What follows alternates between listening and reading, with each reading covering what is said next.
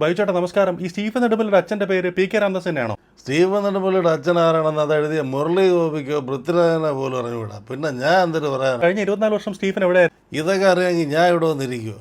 നീ തൽക്കാലം Stephen Thampanoor, Kizhakkekotta, statue, പാളയം, ഇവിടെ എല്ലായിടത്തും കൂടെ ഉണ്ടായിരുന്നെന്ന് വിചാരിച്ചു. സാധാരണ ഭയങ്കര തഗ്ഗാണല്ലോ ചേട്ടൻ. പൃഥ്വിരാജ് എങ്ങനെയായിരുന്നു? തഗ്ഗൊക്കെ സപ്പോർട്ട് ചെയ്തോ? തക്കടിക്കാൻ പോയിട്ട് ഈ വിഗ് വയ്ക്കാൻ സമ്മതിച്ച എന്നെ വലിയ കാര്യം. എമ്പുരാനിൽ ഒരുപാട് രാജ്യങ്ങളിൽ ഷൂട്ടിംഗ് ഉണ്ടായല്ലോ. അപ്പോൾ ചേട്ടൻ എവിടെയൊക്കെ പോകാൻ പറ്റി? ഞാൻ തിരുവനന്തപുരത്തെ പുത്തരിക്കണ്ട മൈതാനത്തെ സെറ്റിൽ തന്നെ ഉണ്ടായിരുന്നു. ലാലേട്ടൻ ഈ കഥ നേരത്തെ അറിയാവോ? ഇതിൻ്റെ ഉത്തരം ഞാൻ പറഞ്ഞിട്ട് വേണം ഇനി ഞാനും കൂടെ ഏറിപ്പോവാൻ. അത് ഏറിപ്പോയവരൊക്കെ കുറേശ്ശെ താഴെ വരാം. ചിത്രത്തിൽ നിന്ന് 3 മിനിറ്റ് കട്ട് ചെയ്തതിന് ഒരു 3 മിനിറ്റല്ലേ പോയുള്ളൂ. അത് നീ ടോയ്ലറ്റിൽ പോയപ്പോൾ മിസ്സായി പോയാണെന്ന് വിചാരിച്ചാൽ മതി. ബാക്കിയുള്ള 2 മണിക്കൂർ 55 മിനിറ്റ് ഇല്ലേ? പ്രമുഖ വ്ളോഗർ എമ്പുരാന്റെ ക്ലൈമാക്സിനെ പറ്റി കുറച്ചൊരു വിമർശനമൊക്കെ ഉണ്ടാക്കി. അവന് നമ്മൾ 200 കോടിയിൽ നിന്ന് കുറച്ച് ചൈനീസ് നൂഡിൽസ് ഉണ്ടാക്കി കൊടുക്കും. എമ്പുരാൻ ഫിലിം ഒരുപാട് വിവാദങ്ങൾക്ക് വഴിവെച്ചല്ലോ. എന്ത് വിവാദം?